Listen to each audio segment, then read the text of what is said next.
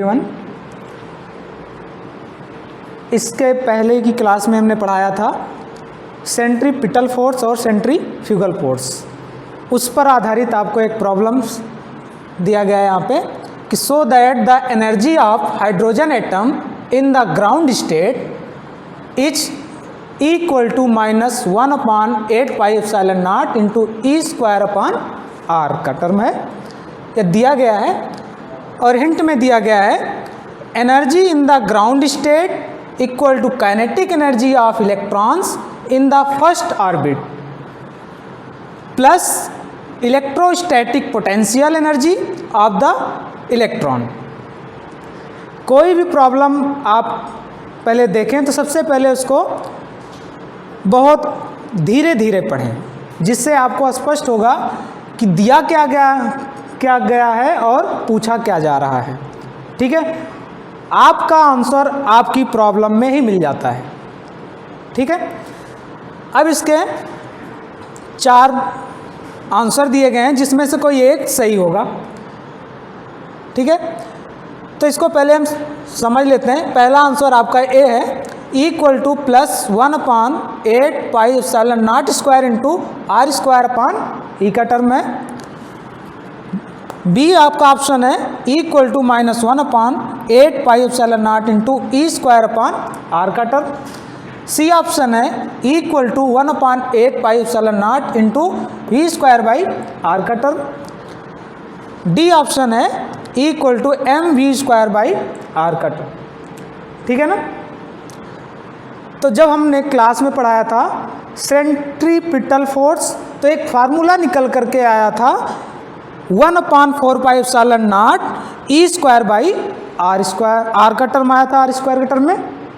ठीक है, तो ये इस प्रॉब्लम में उस फार्मूले को अप्लाई करते हैं तो देखते हैं क्या होता है। इसको अब रफ करते हैं। ठीक है,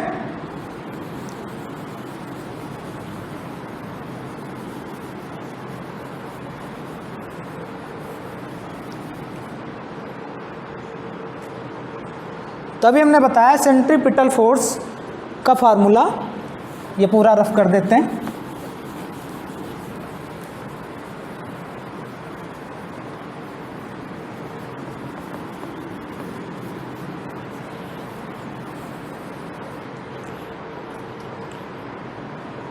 फार्मूला क्या था सेंट्रीपिटल का?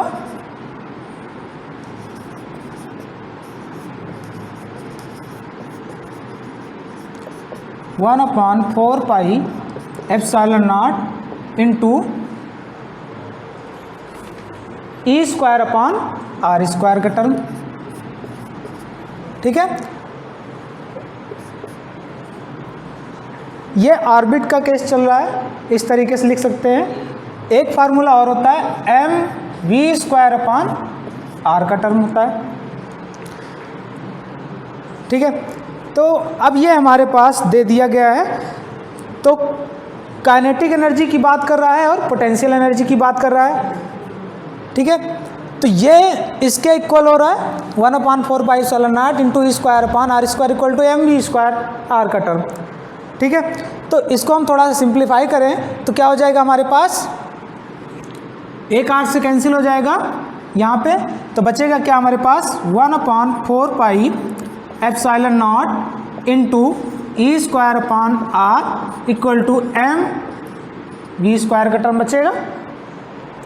ठीक है, अब हम काइनेटिक एनर्जी की बात करें तो काइनेटिक एनर्जी का फार्मूला क्या होता है, हाफ एम वी स्क्वायर का होता है।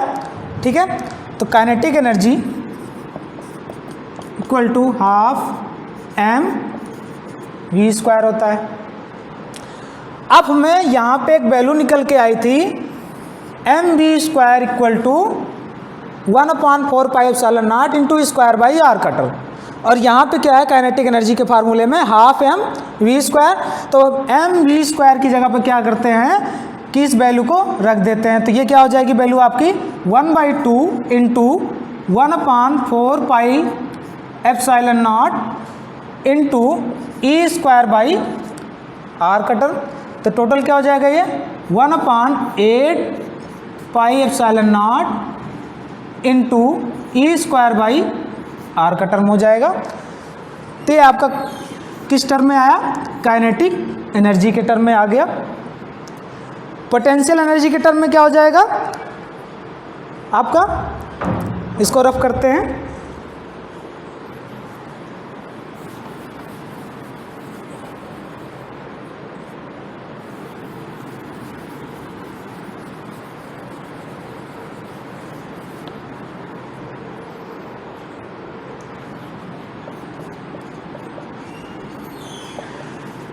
पोटेंशियल एनर्जी के लिए,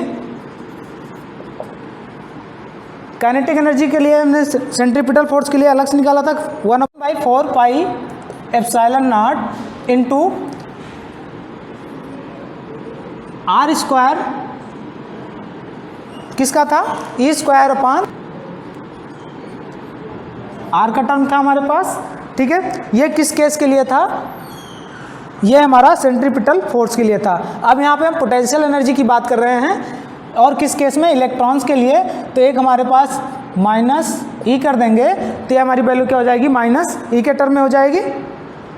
ठीक है, तो इसको हम लिख सकते हैं इस तरीके से 1/4 pi epsilon naught minus into E square upon R का टर्म। तो हमारे पास पोटेंशियल एनर्जी क्या हो गई? -1/4 pi epsilon naught into E square by R का टर्म हो गया। अब हमारे पास जो हिंट दिया गया था कि energy in the ground state equal to kinetic energy of electrons in the first orbit plus electrostatic potential energy of the electrons. ठीक है, तो ये हमारे पास हिंट दिया गया था, तो हमें मिल गया पोटेंशियल एनर्जी और काइनेटिक एनर्जी मिल गई है। ठीक है ना। अब इसको और थोड़ा सा सिंप्लीफाई करते हैं।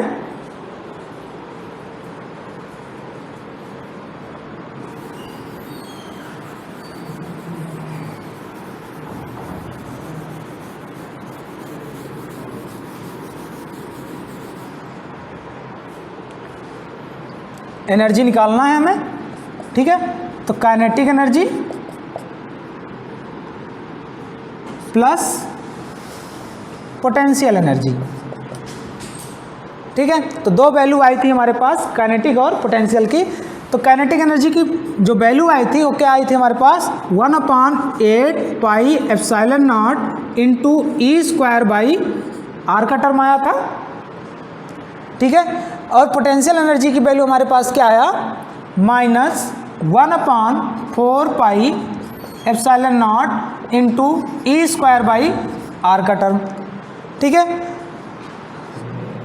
तो ये छोटी सी प्रॉब्लम थी। तो इसमें हमें क्या करना है कि सबसे पहले इसको हमें इक्वल कर लेना है नीचे के पार्ट्स को। ठीक है, तो इसको हम क्या करें? 2 से मल्टीप्लाई कर दें ऊपर और नीचे। तो क्या हो जाएगा? 1/8 pi epsilon naught into E square upon R minus 2 E square upon 8 pi epsilon naught into R का टर्म। ठीक है ना। अब इसमें सिंपल सा है कि इसमें से ये हमारा इक्वल हो गया, तो हम इसको माइनस कर दें तो बचेगा क्या हमारे पास? 1/8 माइनस के टर्म में बचेगा।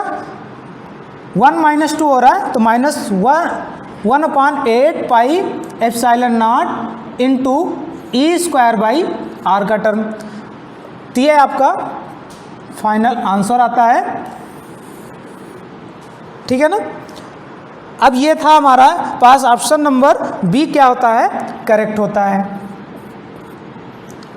ठीक, अगर हम शॉर्टकट में चलें तो शॉर्टकट में अगर देखें कि ये हमें दिया गया था, उसमें से एक ऑप्शन था प्लस में, एक माइनस में था और एक प्लस में था और एक mv² के टर्म में था, कुछ ऐसा था। ठीक है, अगर जो हम देखें कि ग्राउंड स्टेट की बात चल रही थी और उसके एक्साइटेड स्टेट की बात करना था उसमें ऑर्बिट के, तो जैसे ही हमने फार्मूले को लगाया तब हमारे पास -1/8 pi epsilon naught into E square by R आया। कहाँ से आया? Centripetal force. और सेंट्रीपिटल फोर्स को लेकर के क्या किया गया? काइनेटिक एनर्जी और पोटेंशियल एनर्जी को ऐड किया गया। ओके, तो हम कह सकते हैं कि हमारा option B is correct. Okay, thank you.